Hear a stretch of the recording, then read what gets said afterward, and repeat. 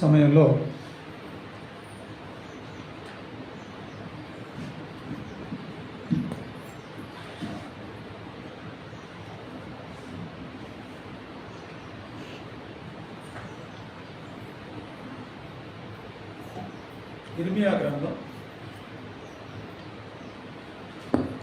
ఇర్మియా గ్రంథం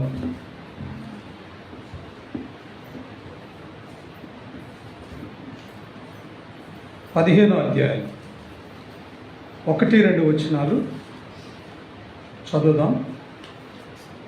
బైబిల్ ఉన్నవారు మీ బైబిల్ తెరిచి వాక్యాన్ని అందరం కలిసి చదువుదాం.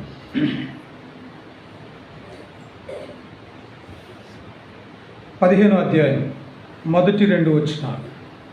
అప్పుడు యెహోవా నాకు ఇలాగ సెలవిచ్చెను, మోషేయు సమూయేలును నా ఎదుట నిలవబడినను ఈ ప్రజలను అంగీకరించుటకు నాకు మనస్సు ఉండదు. నా సన్నిధిని నుండకుండా వారిని వెళ్ళగొట్టుము. మేమెక్కడికి పోదుమని వారు నిన్ను అడిగిన ఎడల నీవు వారితో ఇట్లనము, యెహోవా ఈ మాట సెలవిచ్చుచున్నాడు, చావుకు నియమింపబడిన వారు చావునకును, ఖడ్గమునకు నియమింపబడిన వారు ఖడ్గమునకును, క్షామమునకు నియమింపబడిన వారు క్షామమునకు, చెరకు నియమింపబడిన వారు చెరకును పోవలను. ఇదే యెహోవా వాక్కు.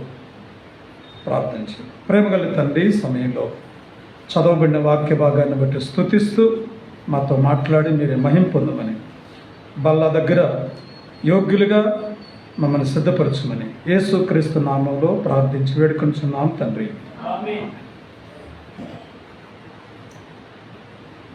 ఆరాధన సమయంలో మనం చాలా నిర్లక్ష్యంగా ఉంటున్నాం. చాలామంది ఆరాధన చేయడం లేదు, చెయ్యాలి. సరే, వాక్యంలోకి వద్దాం. ఇక్కడ ఈ అంశం ఏంటంటే, దేవుని పిల్లలైనటువంటి ఇశ్రాయేలు ప్రజలు దేవుని మందిరానికి వస్తున్నారు, కానీ మరి ఏమాత్రం కూడా దేవుని మాట వినడం లేదు. ఈ ప్రజల మీద దేవునికి చాలా కోపం వచ్చింది. ఈ ప్రజల మీద ఆగ్రహం కలిగినప్పుడు దేవుడు అందులో కొంతమందిని చాలా కఠినంగా శిక్షించాడు, కొంతమందిని అయితే చంపేశాడు. ఆయన ప్రేమ ఆ ప్రజల పట్ల అంతా అత్యధికంగా ఉంది.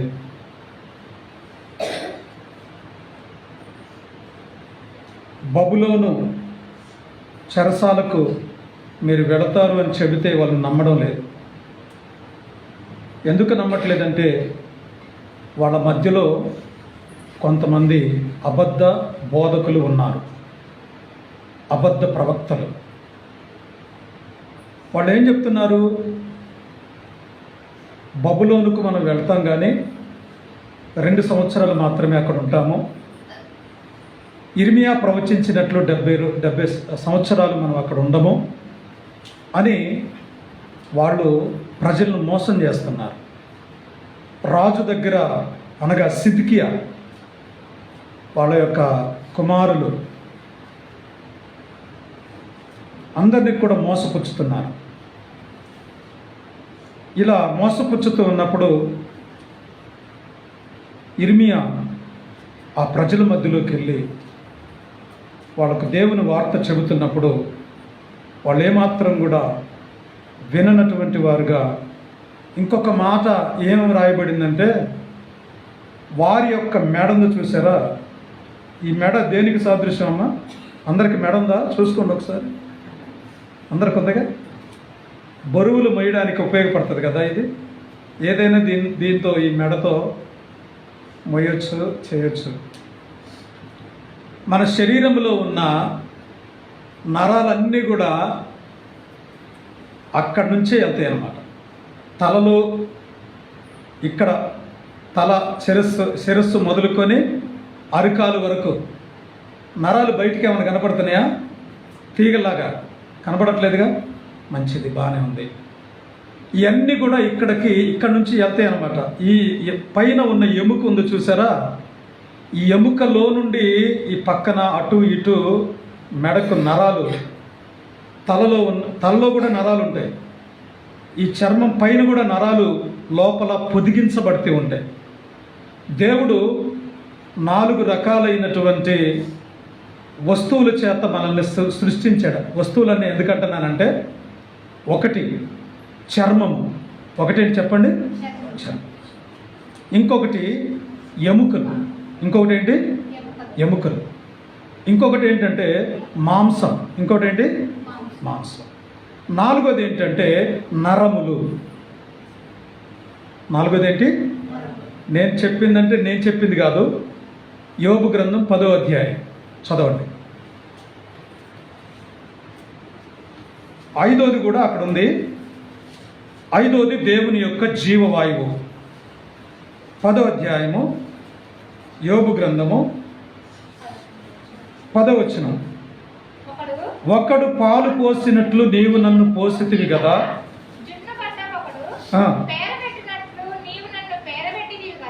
ఇక్కడ పాలు పోసినట్లు పోసావు అంటే భార్యాభర్తల యొక్క సంసార జీవితంలో వారిని దేవుడు ఆశీర్వదించినప్పుడు తన ప్రియులు నిద్రించుచుండగా ఆయన వారికి ఇస్తున్నాడు. మరి వారి శరీరాలు కలిసినప్పుడు మరి పాలు పోసినట్లు ఆ తల్లి గర్భములో, అంటే భార్య గర్భములో మనల్ని ఏం చేస్తున్నాడంటే జున్నుగడ్డ బేర పెట్టినట్లు పేర పెడతాడు.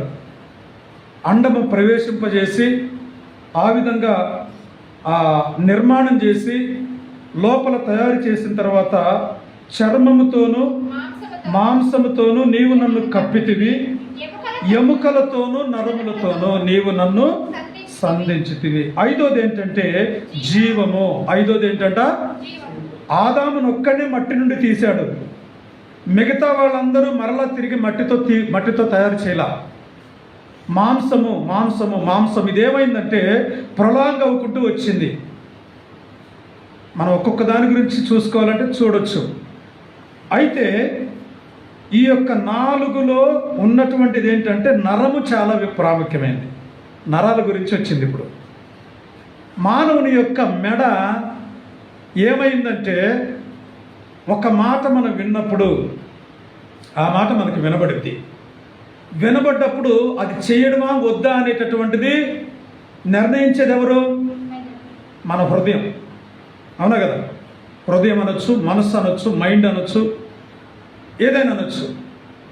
ఒక మాట మనకు వినబడ్డప్పుడు అది లోబడాలా లేకపోతే దాన్ని వ్యతిరేకించాలా అని చెప్పేది మన మనస్సు. ఈ మనస్సుకి నరాలకు లింక్ ఏంటంటే ఇర్మియా గ్రంథంలో చూడండి, ఒక మాట చదువుదాం. 7వ అధ్యాయము 26వ వచనం. వారు నా మాట వినకై ఉన్నారు, చెవి యొక్కకై ఉన్నారు, తమ మెడను వంచక. మెడ వంచకపోతే మనసు కఠినమైపోతుంది. మనసుకి మెడకు సంబంధం ఏంటి? మనసుకి మెడకు సంబంధం ఏంటి? అర్థమైందా? చాలా దగ్గర సంబంధం ఉంది. పూర్వకాలంలో దేవుడు ఆ బిడ్డల మీదకి బరువైన కాడి వాళ్ళ భుజం మీద పెట్టబడింది. ఐగుప్తు యొక్క ఇనప కాడి, ఐగుప్తు యొక్క శ్రమలు అనే కొలిమి వంటి ఆ యొక్క కాడి వాళ్ళ భుజాల మీద పెట్టబడింది. బరువులను మోతగంపలు అంటే మట్టి పని. వాళ్ళు చేసే మట్టి పని ఏంటంటే ఇటుకలు కాల్చడం. వాళ్ళు చేసే మట్టి పని ఏంటి? ఇటుకలు కాల్చడం. ఈ ఇటుకలు కాల్చినప్పుడు వాళ్ళు తమ భుజముల మీద, ఆ యొక్క మెడ మీద ఆ యొక్క బరువును మోసినటువంటి వారుగా ఉన్నారు. అందుకే అంటారు, దాసులు మాకు ప్రభువులైరి, వారు మా మెడల మీదకి ఎక్కారు. మెడల మీదకి ఎక్కడం అంటే ఏంటంటే పూర్తిగా వీళ్ళు బానిసలైపోయారు. ఇక్కడ మెడ వంచని ప్రజలు. ఎలాంటి ప్రజలంట? ఇక వీళ్ళకి మనం ఏం పేరు పెట్టచ్చు అంటే మొండివారు. వీళ్ళకి ఏం పేరు పెట్టాలి? మొండి వైఖరి, లేకపోతే ఇక చాలా తిట్లు బైబిల్లో ఉన్నాయి. వాటన్నిటిని మనం ఇప్పుడు చూడలేం. కానీ అయితే అందుకే వాళ్ళు అన్నాడు, మీ మెడ ఇనుప నరం అన్నాడు. ఏ నరం అంటది? ఇనుప నరాలు. ఇప్పుడు చూసారమ్మా మీరు? మనం తీగలు అంటాం కదా, చాలా తీగలు ఉంటేనే ఈ కరెంటు పాస్ అవుతుంది. దాంట్లో ఒకటి ఎక్కువ పెట్టా ఒకటి తక్కువ పెట్టా కరెంటు పాస్ కాదు. అందులో కొన్ని ఉంటాయి రాగి వైరు. ఇంకొక మాట చదవండి, యెషయా గ్రంథం 48:4. తర్వాత మన అంశంలోకి మనం వద్దాం. నీవు మూర్ఖుడవనియు ఏమంటున్నాడు దేవుడు? మూర్ఖుడవనియు,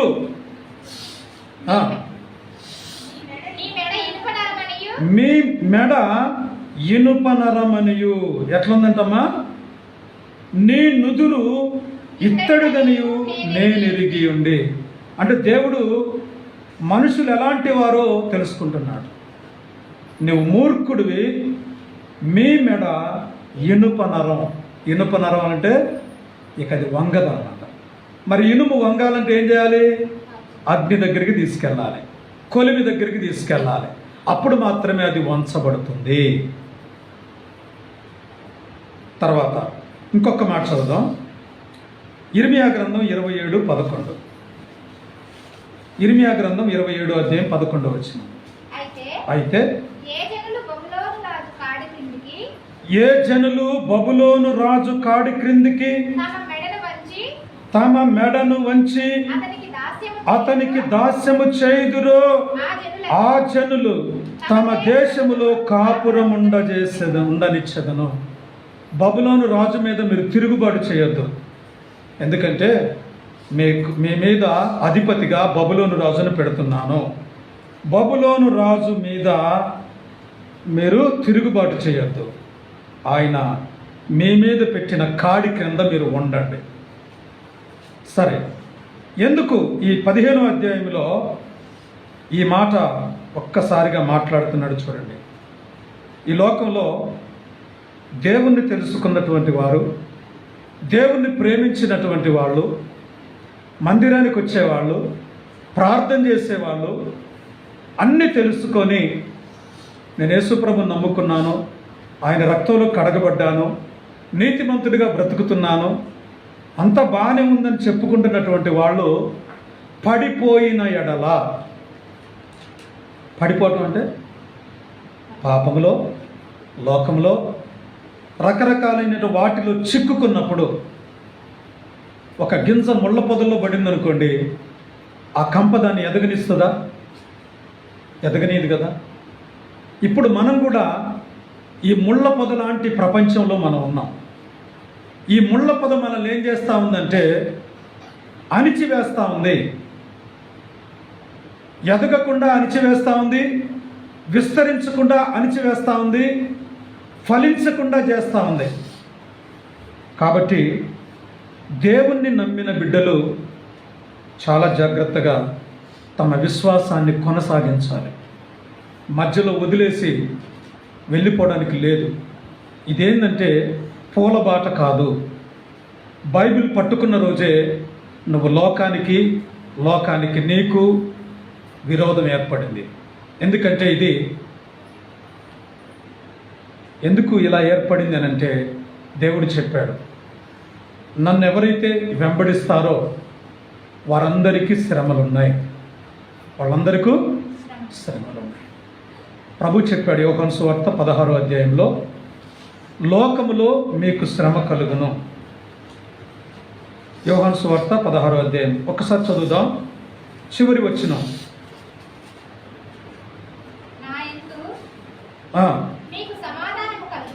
నా యందు మీకు సమాధానం కలుగునట్లు ఈ మాటలు మీతో చెప్పుచున్నాను. అదేంటండి, లోకంలో మీకు హాయిగా ఉంటుంది, హ్యాపీగా ఉంటుంది, దేవుని నమ్ముకోగానే ఇట్లాంటి అట్లా ఆశీర్వాదాలు వచ్చేస్తాయి, ఇల్లు మీద ఇల్లు కట్టేస్తావు, ఇంకా కార్లు కొంటావు, మంచి మంచి సెటిల్ అయిపోతావు, నువ్వు డెవలప్ అయిపోతావు, ఇక నీకు తిరుగులేదని చెప్పట్లా దేవుడు. అర్థమైందా? యేసు ప్రభువుని నమ్ముకున్న వ్యక్తికి ఏం చెప్తున్నాడు? శిష్యులతో చెప్తున్నాడు, లోకములో మీకు శ్రమలు కలుగుతాయి. అమ్మో, శ్రమలు కలిగితే నాకెందుకు ఈ బైబిల్, నాకెందుకు మందిరం, నాకెందుకు ఇది అనుకుంటున్నావా? అలా విడిచిపెడితే చూడండి, నాగటి మీద చేయి పెట్టి వెనుక తట్టు చూచువాడు నాకు పాత్రుడు కాడు. నాగటి మీద చెయ్యి ఉంది అంటే నీ ఎదురుగా దున్నవలసిన పొలం చాలా ఉంది, వ్యవసాయం చేయవలసిన పని చాలా ఉంది, బీడు భూమిని దున్నవలసిన బాధ్యత నీ భుజాల మీద ఉంది. అయితే నువ్వు వెనక్కి చూస్తే నువ్వు చూడగలవా? ఒకవేళ వెనక్కి చూస్తే నువ్వు ముందుకు వెళ్ళగలవా? వాక్యం అదే చెబుతుంది, లోకములో మీకు శ్రమ కలుగుతుంది, అయినను ధైర్యం తెచ్చుకోండి, నేను లోకాన్ని జయించాను. ఎందుకు ఈ మాట అంటున్నాడంటే, మీరు నన్ను అనుసరిస్తే మీరు కూడా లోకాన్ని జయిస్తారు, మీరు కూడా లోకాన్ని జయిస్తారు. అందుకనే తన బిడ్డలైన వారికి ధైర్యం చెప్తున్నాడు దేవుడు. పడిపోయిన వారు అనగా హెబ్రీ పత్రికలో చూద్దారండి. ఒకసారి దేవుని యొక్క పరలోక సంబంధమైన 6వ అధ్యాయం 4వ వచనం, ఒకసారి వెలిగింపబడి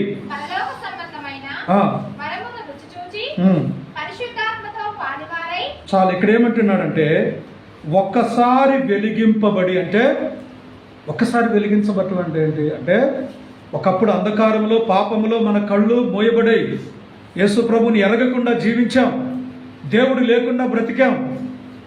మరి అటువంటి మనలను దేవుడు ఏం చేశాడనంటే వెలిగించాడు. ఆ మనోనేత్రాలకు వెలుగు, ఆ మనోనేత్రాలకు ఆ చక్కని వెలుగును దయచేశాడు. వెలిగించబడ్డ తర్వాత పరలోక సంబంధమైన వరాలు రుచి చూసిన తర్వాత, పరిశుద్ధాత్మలో కూడా పాలు పొందిన తర్వాత, దేవుని దివ్యవాక్యమును రాబో యుగ సంబంధమైన శక్తుల ప్రభావం అనుభవించిన తర్వాత తప్పిపోయిన వారు, వీళ్ళెవరంటమ్మా? తప్పిపోయిన వారికి ఇక్కడ ఏం చెప్తున్నాడంటే పడిపోయిన వారు అని. తప్పిపోయిన వారు పరలోకంలో సెరాపు, కెరూబులు, దేవదూతలైనటువంటి వారిలో ఒకడు అనగా లూసిఫర్ అనే ఒక దేవదూత ఏం చేశాడంటే దేవుని సభాపర్వతం మీద కూర్చోవాలని అనుకున్నాడు. దేవుడు వాడిని ఏం చేశాడంటే పాతాళమునకు పడద్రోశాడు. దేవదూతలు పాపం చేస్తే వాళ్ళను విడిచిపెట్టలా. పేతురు పత్రికలో చూద్దాం, 2వ పేతురు పత్రిక 2వ అధ్యాయము 4వ వచనం. దేవదూతలు పాపం చేసినప్పుడు దేవుడు వారిని విడిచిపెట్టక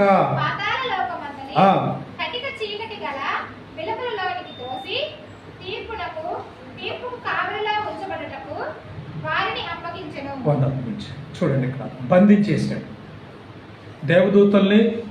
దేవదూతలు కదా, వాళ్ళు పాపం చేస్తే విడిచిపెట్టచ్చు కదా అని. దేవదూతల్ని విడిచిపెట్టడు, నిన్ను నన్ను కూడా విడిచిపెట్టడు.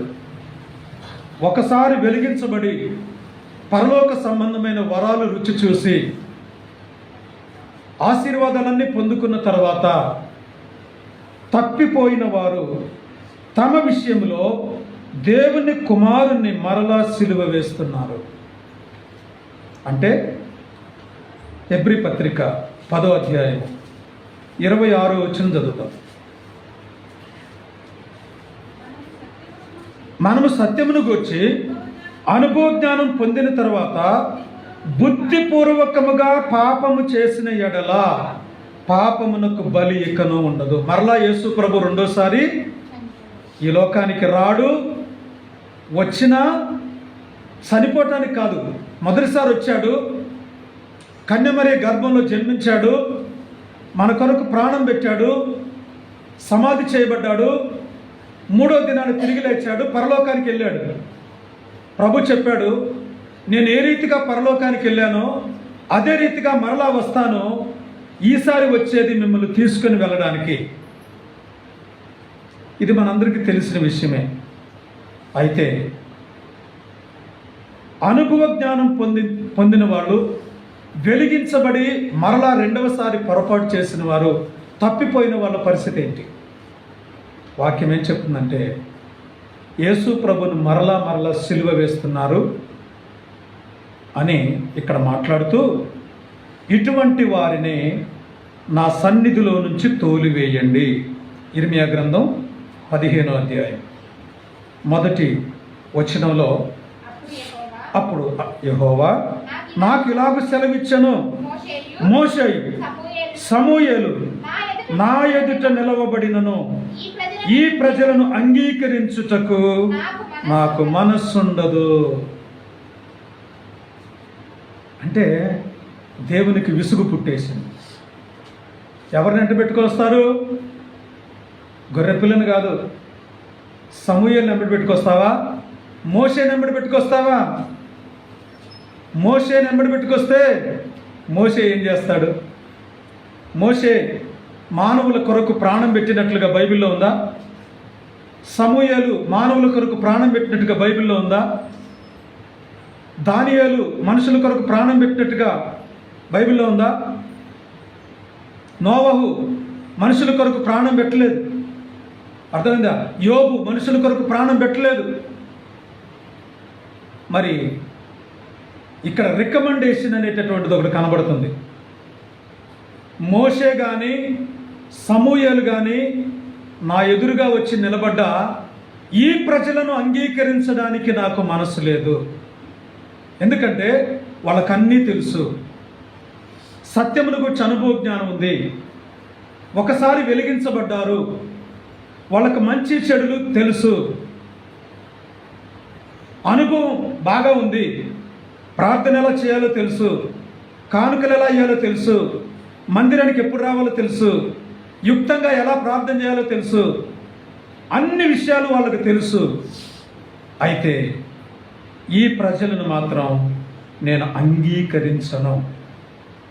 Accept, I will not accept. ప్రభు చెబుతున్నాడు. మరి మోషే ఆ ప్రజల కొరకు పూర్వకాలంలో ఆ ప్రజల కొరకు ఎలా అడ్డుపడ్డాడో ఒక్కసారి చూద్దాం. 106వ కీర్తన 25వ వచనం చూడండి. ముందు మోషేని గురించి చూద్దాం. ఇటువంటి మోషే దేవుని ఎదుట రికమెండ్ చేస్తే మోషే రికమెండేషన్ ఏమైనా చెల్లిద్దా? అప్పుడు అరణ్యంలో అన్యజనులలో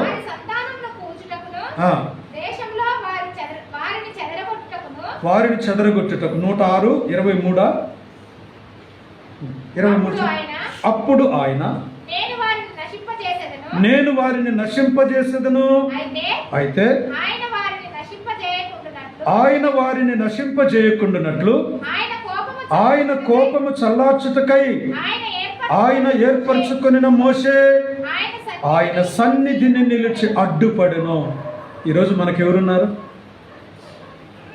మోషే ఇశ్రాయేలుకున్నాడు, అడ్డుపడ్డ మోషే. అర్థమైందా? యాకోబు సంతతిని, అబ్రహాము కుటుంబాన్ని కాపాడడానికి ఒక మోషే ఉన్నాడు. మరి ఈ ప్రజలను అంటున్నాడు, అంగీకరించడానికి నాకు మనసు లేదు. నేను ఎంతకాలము మోషేను బట్టి వారిని విడిచిపెట్టాలి. స్కూల్లో పిల్లలు తప్పు చేస్తే, పో మీ అమ్మని పిలుచురా, మీ నాన్న పిలుచురా. వీళ్ళు పోయి ఏం చేస్తారు? అయ్యా ఈ ఒక్కసారి చూడండి, మా వాడిని క్షమించండి, ఇక మీదట అలా జరగకుండా మేము చూసుకుంటాం, మాది బాధ్యత అని చెప్పి తల్లిదండ్రులు ఆ పిల్లల పక్షంగా నిలబడుతున్నారు కదా. మరి మన పక్షాన నిలబడేవారెవరు? ఈ ప్రజలను అంగీకరించాలి అంటే దేవుని మనస్సును మార్చగలిగే వ్యక్తి కావాలి. దేవుని మనస్సును మెత్తగా చేయగలిగిన వాళ్ళు కావాలి. ఆయన మనస్సును మార్చగలిగిన వాడు కావాలి. ఒకసారి ఇదే అధ్యాయంలో చదవండి, 45వ వచనం. వారిని తలంచుకొని ఆయన తన నిబంధనను జ్ఞాపకము చేసుకొనెను. 106 కీర్తన 45 వచనం. వారిని తలంచుకొని ఆయన తన నిబంధనను జ్ఞాపకము చేసుకున్నాడు. వారిని తలంచుకుంటూ వచ్చాడు. ఆయన సన్నిధిలో నిలిచి అడ్డుపడ్డాడు. అయ్యా నన్ను చంపు, అవసరమైతే నన్ను చంపు అని నిలబడ్డాడు అడ్డంగా. చాలామంది భార్యలను కొడతా ఉంటే భర్తలు, చాలామంది ఎవరైనా అన్నదమ్ములు గుట్టుకుంటా ఉంటే, చాలామంది ఇరుగు పొరుగు వాళ్ళు ఏదైనా పంచాయతీ పెట్టుకుంటుంటే ఆ పక్కింటి వాళ్ళు వచ్చి అడ్డం పడతారు కదా. గొడవలు మనకు తెలుసు కదా. ఇలా అడ్డుపడ్డప్పుడు ఏంటి, కొంత వివాదం అనేది చల్లారింది. వాణ్ణి తిట్టి ఈయన్ని తిట్టి సరిచేసి ఆ మధ్యలో ఉన్నటువంటి ఆ మధ్యవర్తికి చాలా వేదన. అవసరమైతే వాడిని కొట్టే దెబ్బ వీడికి కూడా తగలొచ్చు కదా. అటువంటి ప్రమాదంలో ప్రాణం కూడా పోవచ్చు. అడ్డం వెళ్ళే వ్యక్తి తన ప్రాణానికి లెక్క చేయకుండా ఆ అడ్డుపడి నిలబడతాడు. ఆలోచన చేయండి. మరి దేవుని పిల్లలమైన మనము ఎవరిని తీసుకొని దేవుని మందిరం కొద్దాం. ప్రభు మనల్ని అంగీకరించాలంటే మోషే లాంటి ప్రార్థనాపరుడు, మోషే లాంటి సాత్వికుడు, మోషే లాంటి నమ్మకమైన వ్యక్తి మనకెవరున్నారు? మరి మోషే పూర్వకాలంలో ఆయన వాళ్ళ కొరకు ప్రార్థన చేసినప్పుడు ఏమని ప్రార్థన చేశాడంటే, ప్రభువా ఈ ప్రజలు ఎలా ఉన్నారో చూశారు కదా, కాబట్టి అవసరమైతే నీ జీవ గ్రంథములో నుండి నా పేరు తీసేయి, కానీ వీళ్ళని మాత్రం ఒక్క మాట అనొద్దు, వీళ్ళ మాత్రం నువ్వు అంటుకోవద్దు, వీళ్ళ మీద నీ కోపాన్ని చూపించి వాళ్ళని చంపొద్దని చెప్తున్నాను. చదవండి నిర్గమాకాండం 32:11. నిర్గమాకాండం తన దేవుడైన యెహోవాను ఏం చేస్తున్నాడంటమ్మా? ఎవరి కోసం? మోషే ఏమైనా తప్పు చేశాడా? బతిమాలుకొని. ఇందులోనే ఎంత ఆ ప్రజల పట్ల ప్రేమ ఉందో చూడండి. బతిమాలుకొని, యెహోవా నీవు మహాశక్తి వలన బాహుబలము వలన ఐగుప్తు దేశముల నుండి రప్పించిన నీ ప్రజల మీద నీ కోపము మండనేలా. తర్వాత 32వ వచనం. అయ్యో వారి పాపమును లేని ఎడల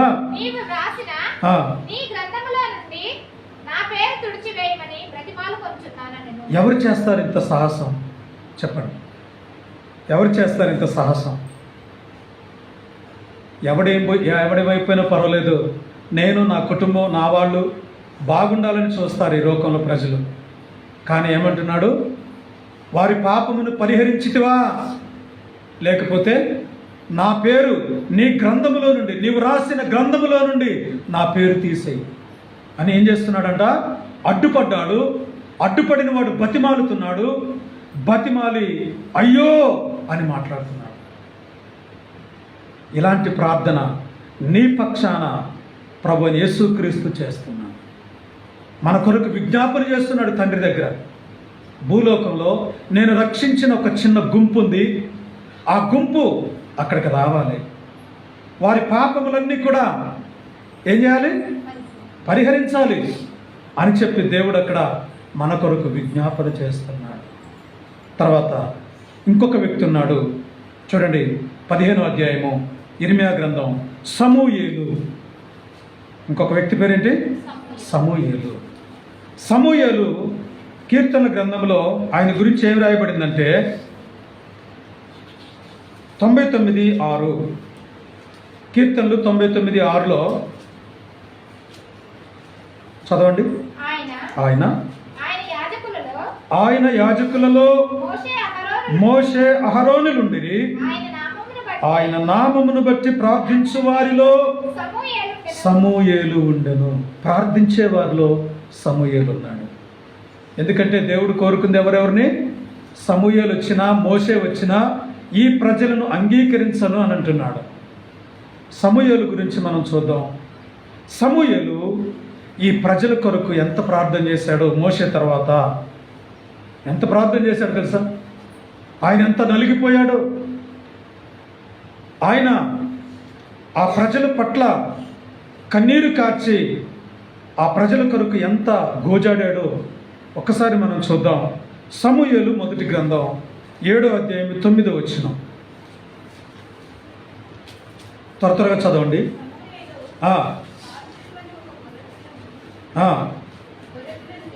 గొర్రెపిల్లను తెచ్చి యెహోవాకు సర్వాంగ బలిగా అర్పించి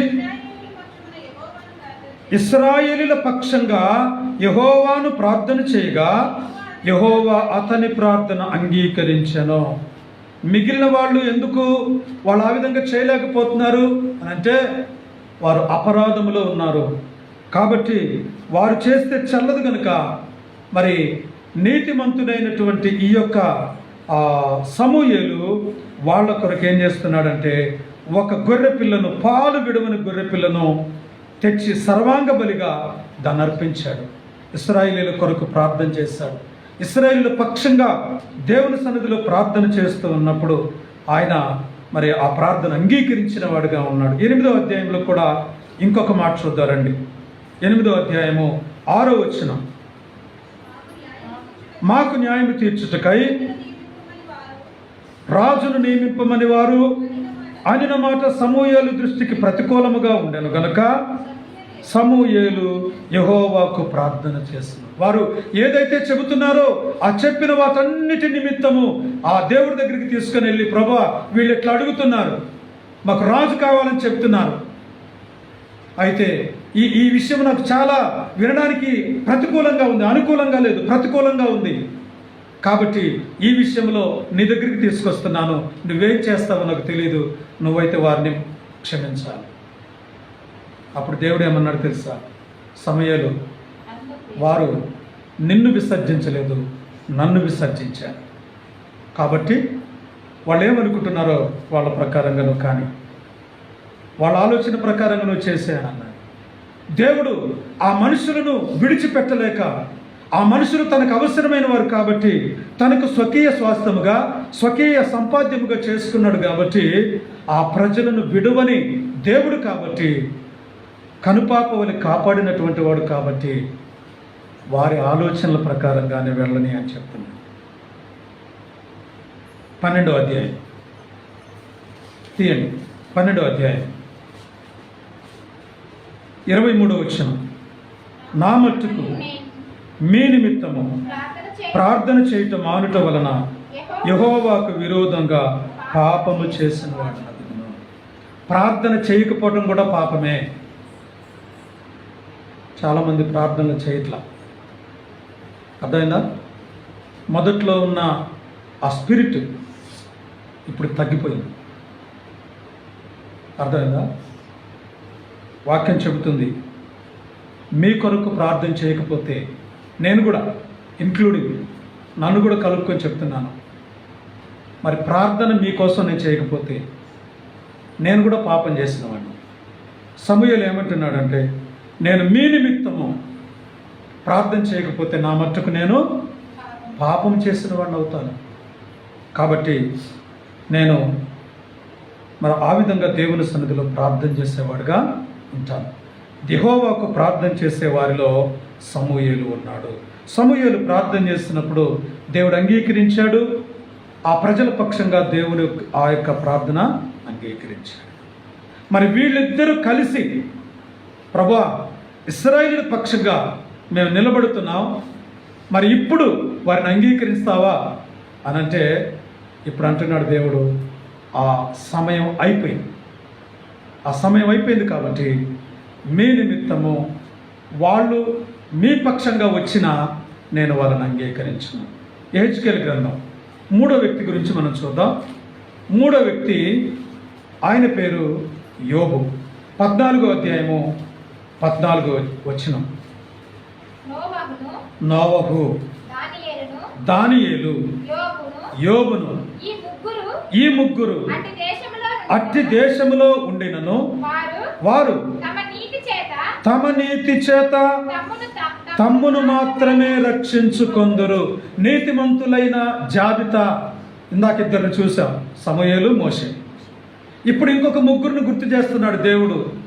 ఈ విశ్వాసఘాతకమైన ప్రజల మధ్యలో, నన్ను, నా యొక్క నామాన్ని నిర్లక్ష్య పెట్టిన ప్రజల మధ్యలో, నా మాట వినని ఈ ప్రజల మధ్యలో నీతిమంతులైన వారు నోవహు, దానియేలు, యోబు. వీళ్ళు ముగ్గురు